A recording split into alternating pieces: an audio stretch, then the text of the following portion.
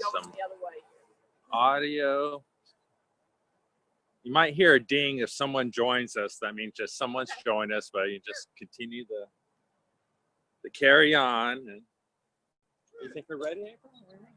All right, we're ready, ma'am. We're ready? Yes, ma'am. Good morning. I want to welcome you to Old Bayview Cemetery, located here in Corpus Christi, Texas. This is the oldest federal military cemetery in Texas. It's also the oldest federal military cemetery west of the Mississippi River. It was created when Zachary Taylor's troops came to Corpus Christi in 1845, prior to the war with Mexico. And there was never a battle here in Corpus Christi with the war with Mexico, but there were accidents, there was disease, just things happened. And on a boat transporting soldiers from Corpus Christi to St. Joseph's Island, a boiler blew up, threw the guys into the water. Some of them burned literally to a crisp. Think about that. And they had to have some place to bury them. They brought them here to the highest point in Corpus Christi. It overlooks Corpus Christi Bay and Nueces Bay. That's why they call it Bayview Cemetery.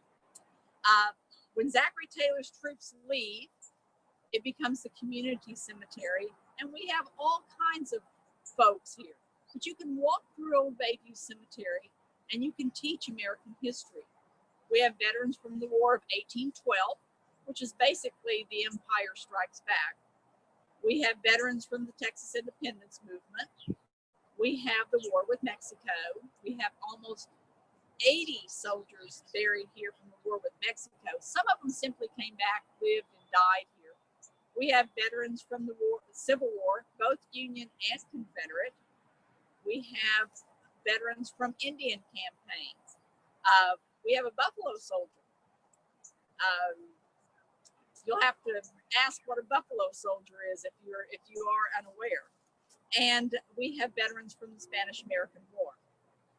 But other than that, we have just the regular folks who made up our history here in South Texas.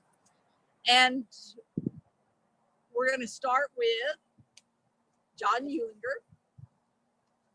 He's right over here. As you can see, as we walk over here, you can't see Corpus Christi Bay any longer because we have all this development. We have the Port of Corpus Christi that grew up here in 1926. But using your imagination, look past the buildings and you'll find the bay.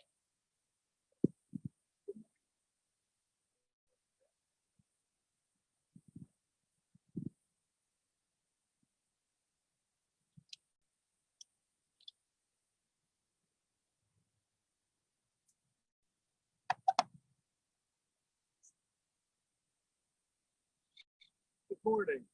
My name is John Uehlinger, or as we would anglicize it, John Uehlinger.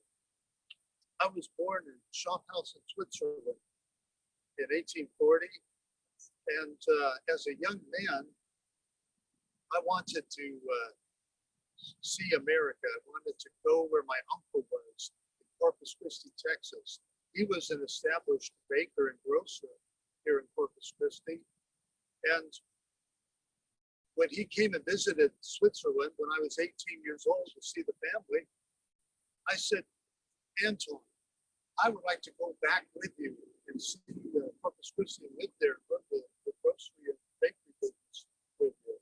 So he brought me to Corpus Christi.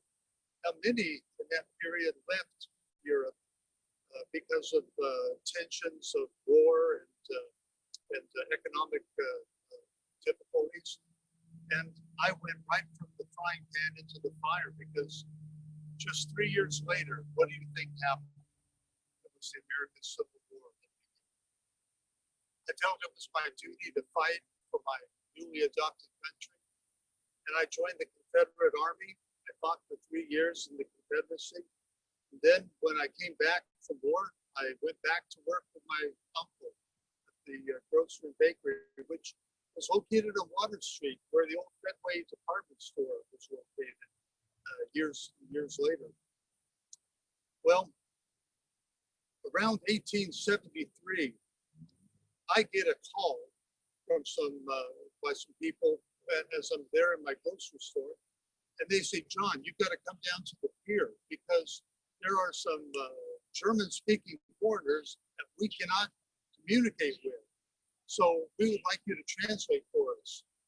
I went to the pier, and who do you think it was? My family had arrived. My brothers, my sisters, and my mom. She said that after my father died, she couldn't keep up with the farm. So she sold it and came to America where I was. And so I became the head of the family and never married. I guess that was responsibility enough. And I took care of my mom and my brothers and sisters until they became of age. And my brother joined me in the bakery business. And for the next 30 years, we hauled buns all over Corpus Christi. I brought with me some relics from the period also. The Sharp's carbine that the Yankees used. It's very interesting. In a day where most weapons were muzzleloaders, this one shot a paper cartridge with a bullet and a string tied to the end. It was inserted into the breech, brought up where it was chopped off, a cap put on, and then it could be fired. A soldier with one of these Sharp's carbines or rifles could shoot about 10 times in a minute, whereas a conventional musket could only shoot approximately 3 times in a minute. And I also brought something that I brought over with me from Switzerland from 1845. It's called a pepper box. It was the forerunner to the revolver. It could fire 8 shots as fast as you could pull the trigger, which in 1845 was a heck of a lot of firepower. That was my traveling gun. And one last thing I would show you, a watch made by my countryman from the 1860s. It winds with a key. By pushing the button, it opens up the back, where, just like an old clock, the key is used to wind and set it.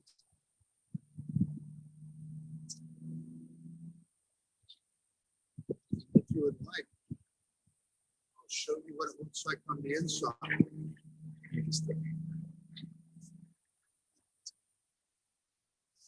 Not like today's modern watches, is it? Well, I died at the age of 67, which in that day was a fairly long life. The dates on the tombstone do not quite agree with the written accounts and the obituary. So we'll say I died at 67 or 68. And America was a land where you could go from poverty and become rich. I became very wealthy. My grocery and bakery did very well. And I went from a life of poverty in Switzerland to a life of living very well. Because in America, you can become whatever you want by diligence and hard work and the grace of God. Thank you.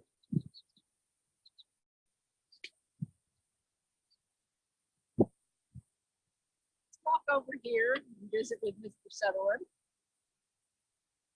One of the things that you're going to find today is there's quite a few Confederates here in Old Bayview Cemetery.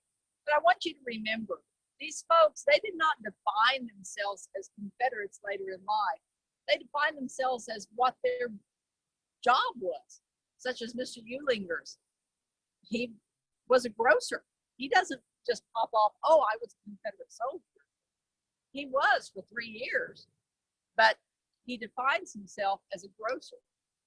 So keeping that in mind while we're here listening to these stories.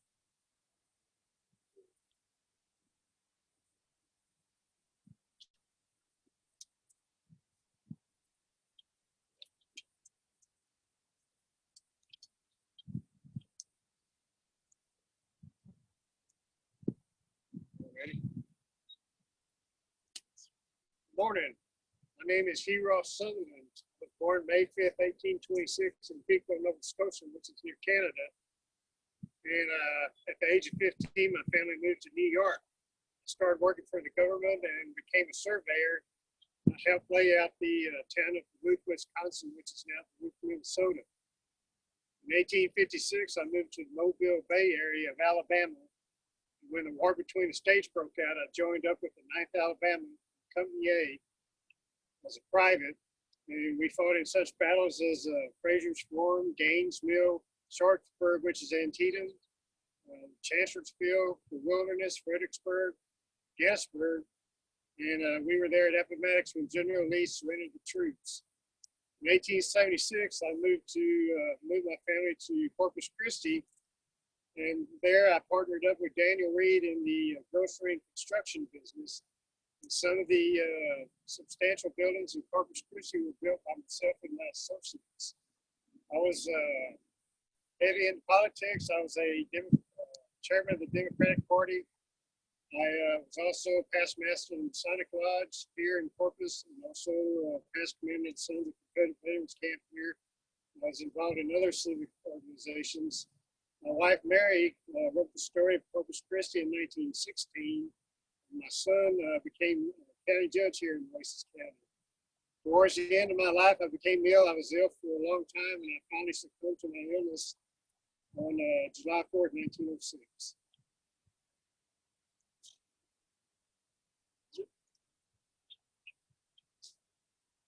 Let's take a little look at Texas history here. There's several veterans here from the Texas Revolution. And Hockley, George Washington Hockley, is one of those, but he wasn't originally from Corpus Christi. He has quite by accident. So let's join him.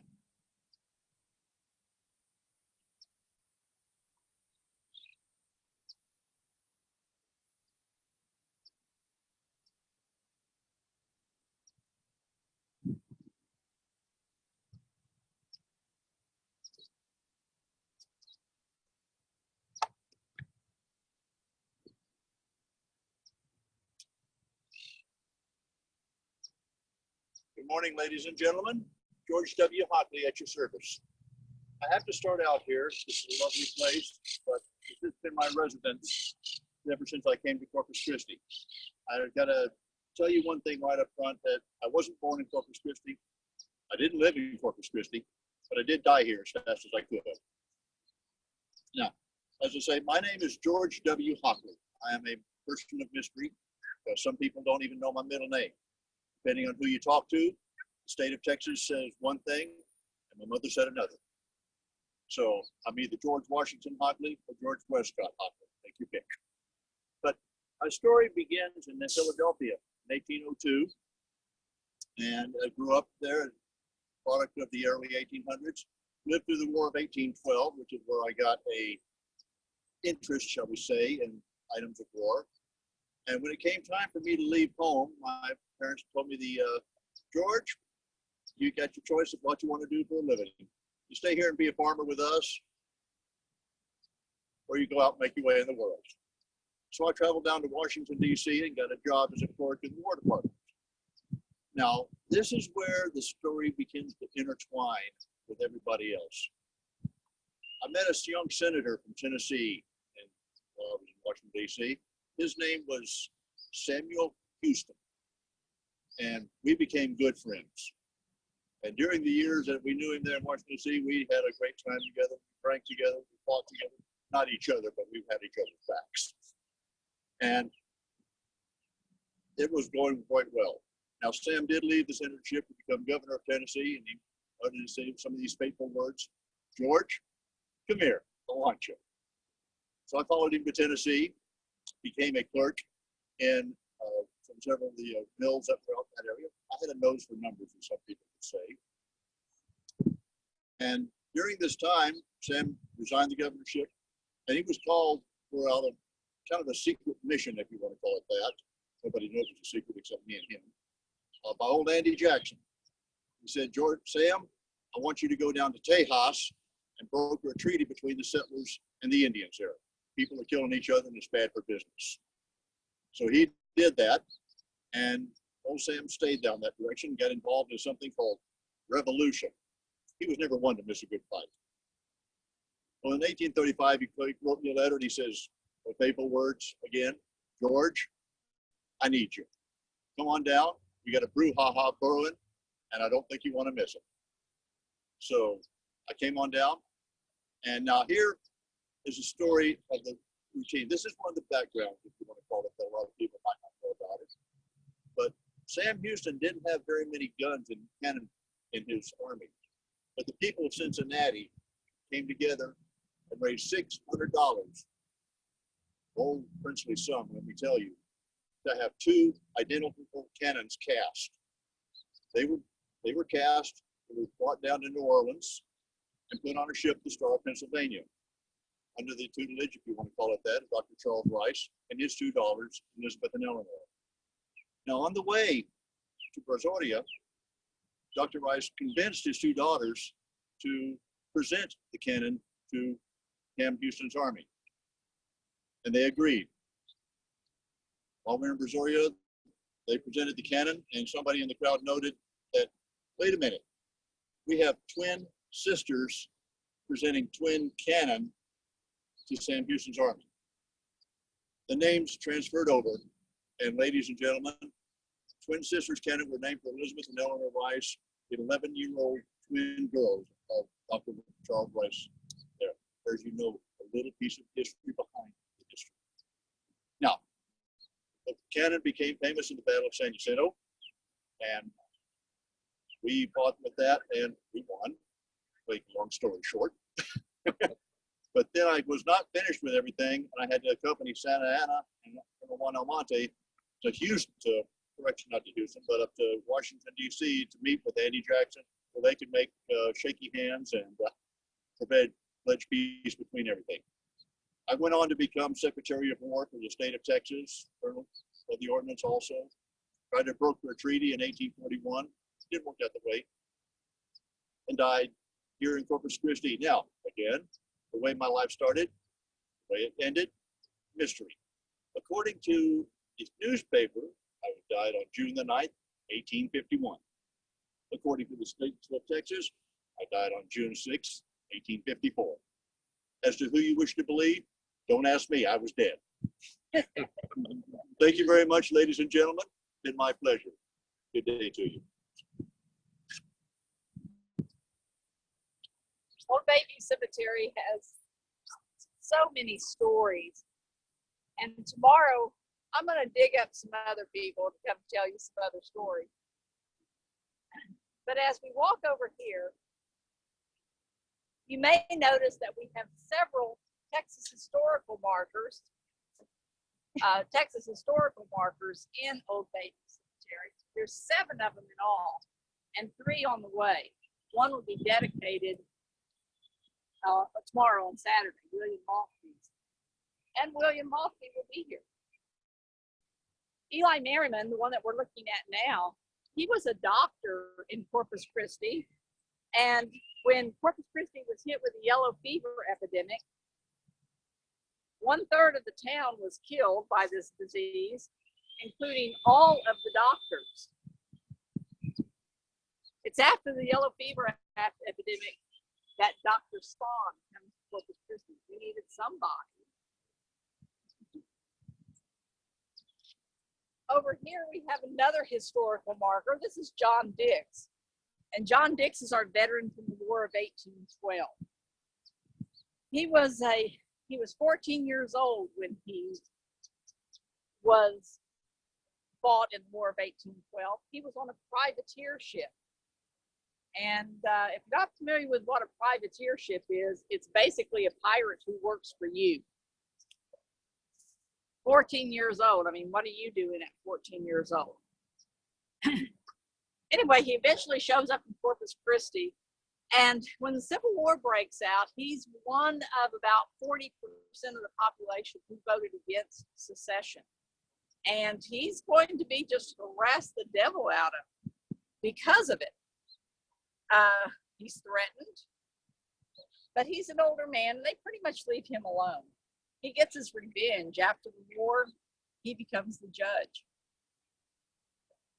We're going to walk over here to Mr. Gamble. Old Bayview Cemetery is not segregated, which is really unusual for the South in the 1800s. We have all kinds of folks who are here in Old Bayview Cemetery, and we're buried within each other. There's not a section for a certain group of people.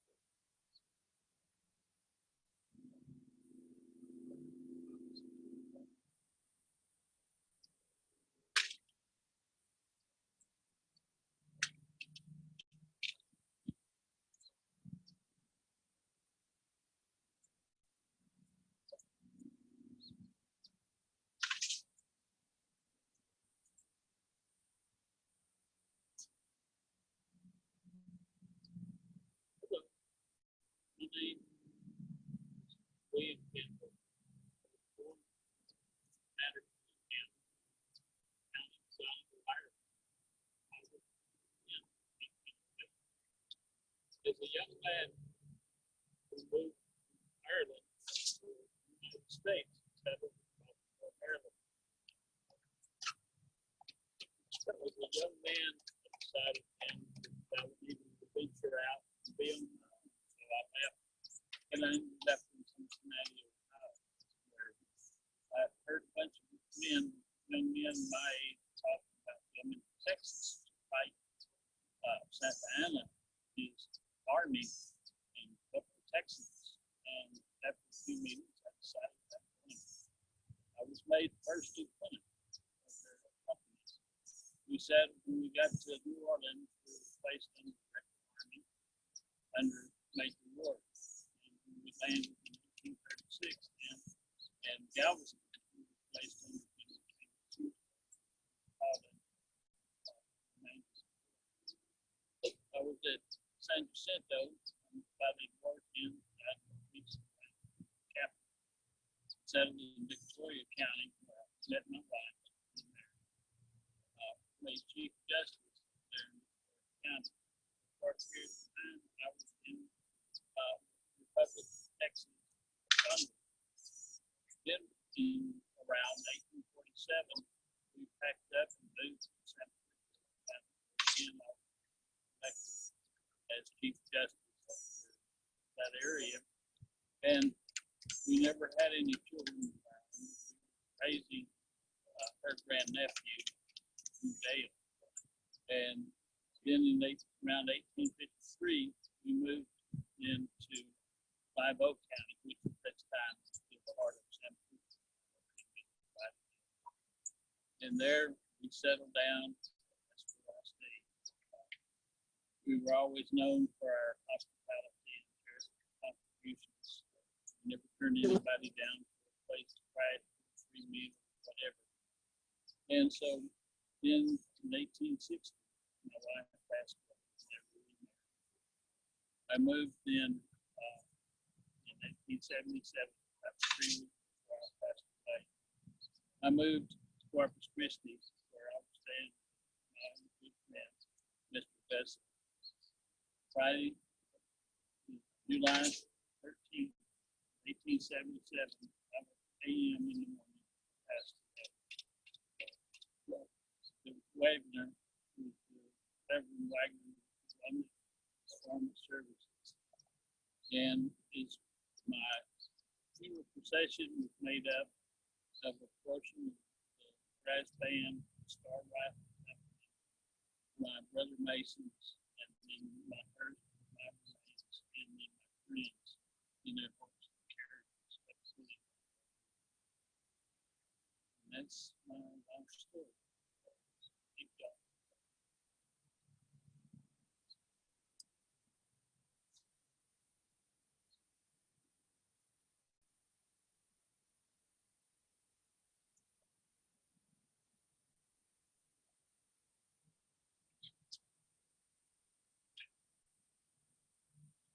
As we walk over here, we have to watch out for people when you walk through this cemetery, I want you to remember that you're walking 3 feet away from all these folks that were part of our history. There's not very many places that you can go and you can stand 3 feet away from a person who made history. And you say, well, they can't talk to me. No, but you can ask them questions and you can think about their life and you can work out the logic of why they do what they do. We have a drover in Old Bayview Cemetery. A drover is somebody that drove cattle. You gotta make this easy, right? When we talk about the cattle drives in Texas, they actually start in South Texas, right here. And these various small ranches would all get together and they would hire a drover, and the drover would take the cattle to the cattle yards in Kansas. The King Ranch was also part of this. We'll have our drover with us tomorrow. We'll also have the story of the Von Blüchers. We'll have the whole family here. The Von Blüchers, they came to Corpus Christi in the 1840s from Germany. And Felix Von Blücher is going to be the person who pretty much surveys all of Corpus Christi and pretty much all of South Texas. He has to plot out the roads, the town, mapping of it. And kind of a side note on this, in the 1870s, he's up there by George West and Three Rivers, and in his notes, he refers to any of the standing water and ponds and such has an oil sheen on it. So technically, he's probably the first one that recognized Eagle Ford Shale. We're going to come over here and talk to one of the Nolan brothers. Matt, wake up! We got company. Wake up! I got the newspaper also. Man, the ranchero. Good morning, everybody. I'm Thomas Nolan. I'm a deputy sheriff with Nueces County, and I lost my life at the ripe old age of 24. But I started my career when I was 9 years old. I came over from Ireland with my brother and my sister, Mary, but my big brother, Matt, and we came over here and we joined my sister, Mary. She married a soldier with the U.S. Army and under Zachary Taylor's army, and we came to Corpus Christi. So when we came over here, we were inducted into the military, the Dragoons, which are light infantry soldiers, and we were bugle boys. And there's my big brother's bugle right there on top of his gravesite. And I was in Company C, and they wouldn't let us be in the same company. So my brother was in Company D, and so we turned around, and we were bugle boys. So we fought during the U.S.-Mexican War in 1845 through 48. And after the war was over, we turned around and were asked to become Texas Rangers. My big brother, he asked us to, under Colonel Ford, we turned around and became Texas Rangers, and we were requested to fight the Indians, the frontier Indians, and also the banditos, the Mexican banditos after the war. And after that, my brother had political aspirations, and he became the second sheriff of Nueces County, and I became the first deputy of Nueces County, and that's what my outfit is. My brother wouldn't give me any money. He just paid me just mere smidgens of a fee. So I kept my pistol, which is a Dragoon, and that's what I used to protect the city and the community of Nueces County. One day, my brother was asked to go take care of a drunk down at the La Retama Saloon, which is down in the lower part of Corpus Christi. And he went down there, and we didn't have a jail back at the time, so we put the prisoner, his name was John Warren. He was a shopkeeper. We put him in the boarding house. That's where we were staying, so we just locked him in a room. But he climbed out through the window and took our Bowie knife and went back to the bar and asked for more drinks and stabbed the bartender because the bartender wouldn't serve him. Typical things like they have today, I think. But other than that, after he stabbed the bartender, then my brother said that I had to go down there and take care of arresting this individual. I was headed down there, and he'd gone back to his shop and picked up a pistol. And so when I told him that if he didn't turn himself in, that he was going to get shot, well, I reached for the gun, and before I could grab it, he turned around and shot me between the eyes. I was 24 years old.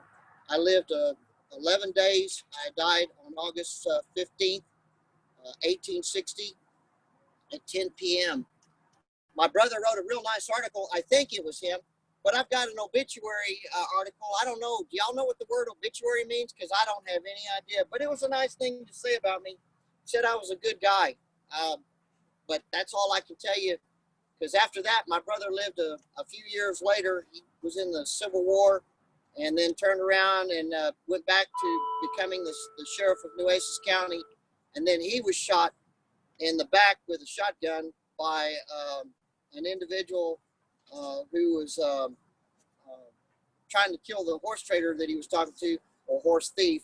And that's how that happened. And we're both, and we're Can both. you show them what the paper used Oh, to the look paper, like? the ranchero. There it is. That's good right there. That's the paper, and then this is the actual paper, and you can see this. You can go and look at it at the library. I'm down here where it says obituary, and it's a big paper. Has all kinds of things. Talks about all the new things that were coming in. It even gives a mention of my brother being elected as the sheriff of Nueces County. So that's all I can tell you about us, other than we're here 24 hours a day, 7 days a week. Be more than happy to come and see us. Just come talk to us. We might talk right back at you. They will talk right back at you. You just have to use your imagination. Here's where I'm at, right there. That's me.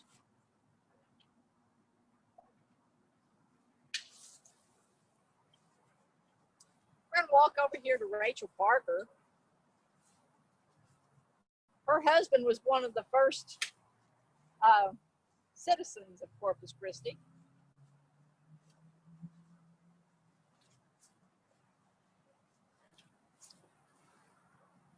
Good morning. My name is Rachel Parker. I'm an early pioneer that lived here in Corpus Christi with my husband and my children. My husband and I came here in 1845. His family had land grants outside of Corpus Christi. They were cattle ranchers. So naturally, when Zachary Taylor was here with his army, he asked my husband if he would like to be the provider for the beef for the army.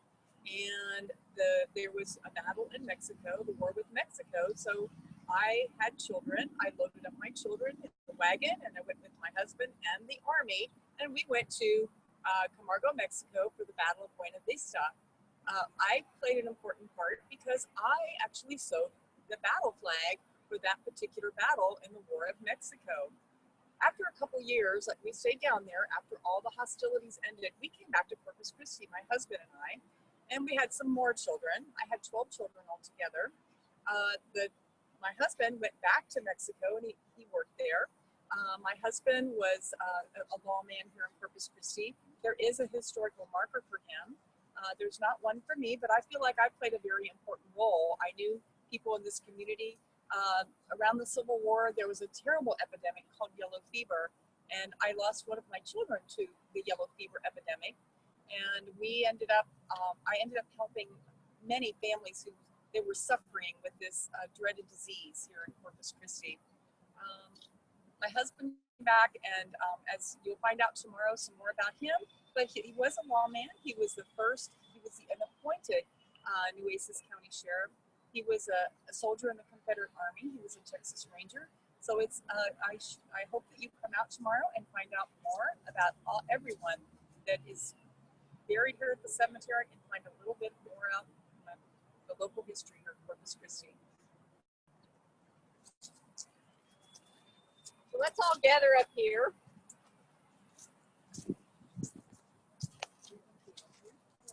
Yes, keep going. Get right here.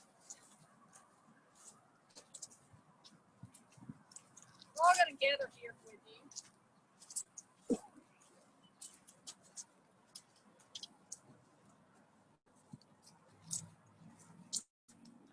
What you've heard today is just a smattering of what you can find at Old Bayview Cemetery. The stories here are our stories. They are your story. Just imagine, who will be telling your story 150 years from now? What is it that you will have accomplished? That people would be out here walking around dressed as you would have been dressed in the time period. Imagine that, right? Dressed as you would have been dressed during that time period and telling your story and what you went through. There's going to be over 30 storytellers out here at Old Bayview Cemetery tomorrow. We just got a smattering of them today. We will be here from 10 o'clock to 2 o'clock. We'll have some music. It is a come and go, it's free. It's come and go, just go around, listen to what they have to say. They're short descriptions, and you're going to find some people just absolutely remarkable in their lives. Old Bayview Cemetery is a treasure, and it needs to be preserved. It needs to be protected, and it is our story. So we have questions, right? Question? Would anybody out there in distance learning land have any questions for our storytellers today?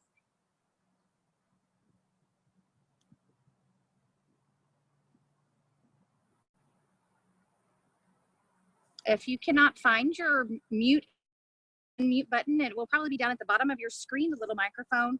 It has a red line through it. If you click it, it will unmute you.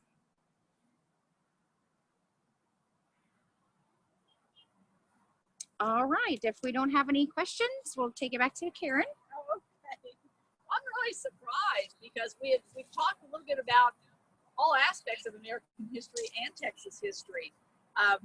Like I said, we cover every war from the War of 1812 all the way through the Spanish-American War.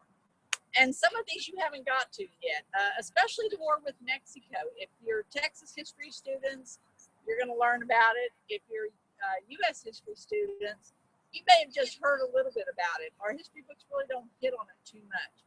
But let me just kind of give you a little bit of information about Corpus Christi's role in this.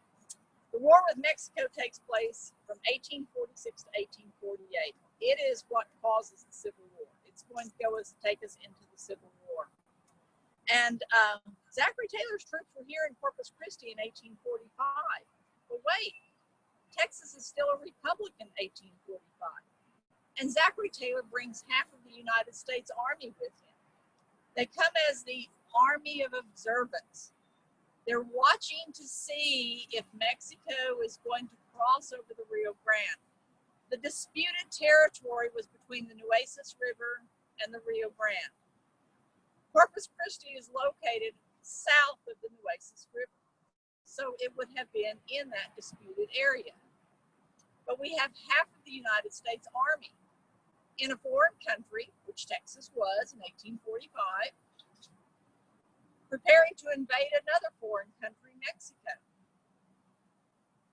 In March of 1846 is when Zachary Taylor's army leaves Corpus Christi. He's going to take everybody with him. They follow him as camp suppliers, laundresses, hunters. There was nothing else in Corpus Christi for them to stick around to. When they leave, there's only about 20 people left here in Corpus Christi, up from 8,000, Zachary Taylor's army. They go south to provoke Mexico to cross the Rio Grande. Eventually they do. They have the Battle of Palo Alto, which we will have storytellers from Palo Alto here tomorrow. That starts the war with Mexico. That's all it took. After the war with Mexico, Mexico's going to lose everything all the way to California. And the big question is, how do you divide that? Who's going to have that control in Congress? Is it going to be pro-slave or anti-slave states? And that's what's going to lead us into the Civil War. All because of this war with Mexico. But our history books just give such a small amount of time to it. And it's such a step in the direction that tore our country apart. We really need to understand why we do what we do. Are we good? No question, right? Thank y'all. Thank y'all. Thank you. Thank you.